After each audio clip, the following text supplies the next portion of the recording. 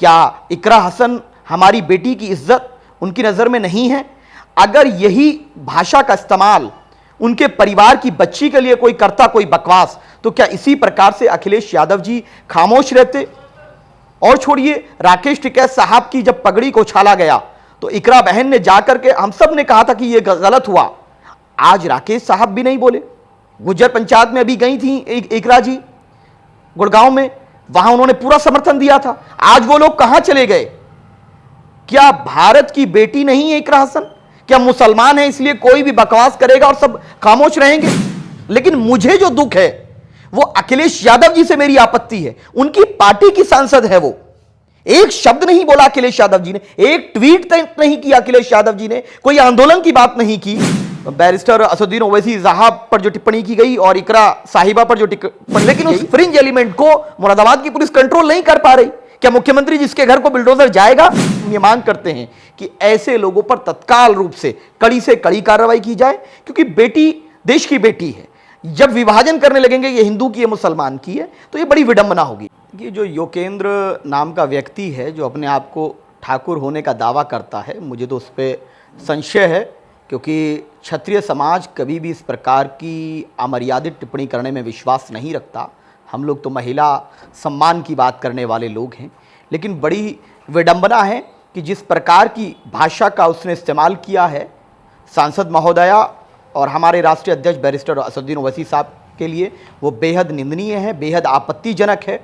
इसीलिए हमारे मुरादाबाद के महानगर अध्यक्ष बकी साहब ने उसके खिलाफ मुकदमा दर्ज कराने के लिए पुलिस प्रशासन से अपील की है। और हमारा ये मानना है कि कोई भी अमर्यादित टिप्पणी किसी पर करेगा तो हम लोग उसके विरुद्ध जो भी कानूनी कार्रवाई होगी उसको करवाएंगे। लेकिन अफसोस की बात यह है कि समाजवादी पार्टी की सम्मानित सांसद हमारी बहन इकरा हसन पर यह अमर्यादित टिप्पणी की जाती है, लेकिन अखिलेश यादव जी एक शब्द नहीं बोलते हैं। क्या इकरा हसन हमारी बेटी की इज्जत उनकी नज़र में नहीं है? अगर यही भाषा का इस्तेमाल उनके परिवार की बच्ची के लिए कोई करता, कोई बकवास, तो क्या इसी प्रकार से अखिलेश यादव जी खामोश रहते?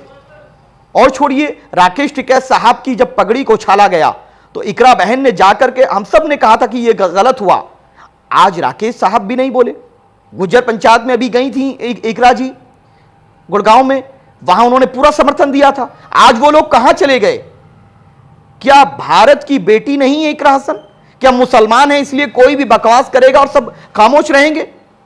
ये बड़ी विडंबना है। जब कोई सामने नहीं आया तो ये हमने नैतिक जिम्मेदारी समझते हुए ऑल इंडिया मजलिस इत्तेहादुल मुस्लिमीन में शौकत साहब के आदेश अनुसार वकील रशीद साहब ने, जो मुरादाबाद के हमारे महानगर के प्रेसिडेंट हैं, उन्होंने इस गुंडे पर कार्रवाई के लिए शिकायत पर दिया है और पुलिस ने उस पर मुकदमा भी पंजीकृत कर लिया है। हम आखिरी बात, जिस प्रकार से वो क्लेम कर रहा है ठाकुर है, क्षत्रिय है, उसको क्षत्रियों का इतिहास नहीं पता है।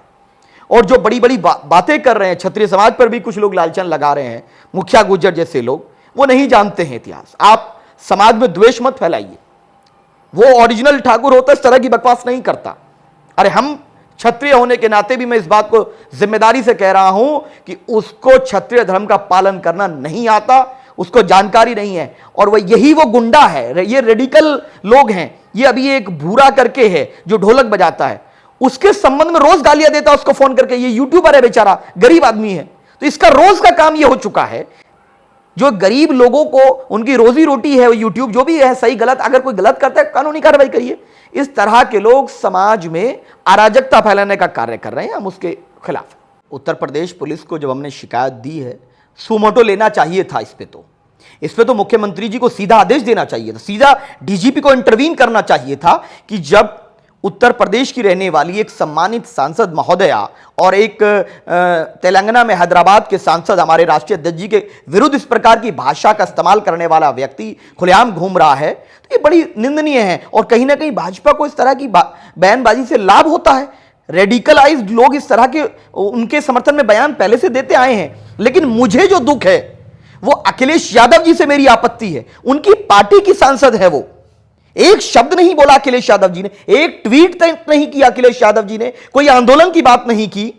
क्या आपके परिवार की बेटी उनके विरुद्ध अगर इस तरह की कोई बकवास करता, आप तब भी इसी प्रकार खामोश रहते। मेरी आपत्ति यह है, आप अपनी सांसद के साथ नहीं खड़े, आप मुसलमानों की बेटियों की इज्जत की बात करेंगे, आप मुसलमानों के अधिकार की बात करेंगे। एक यादव के साथ अगर घटना घटती है, हमने उसका खंडन किया था जब वो या उसको लेकर के जो कथा कही जाती है, तो आप आंदोलन की बात करते हैं अखिलेश यादव जी।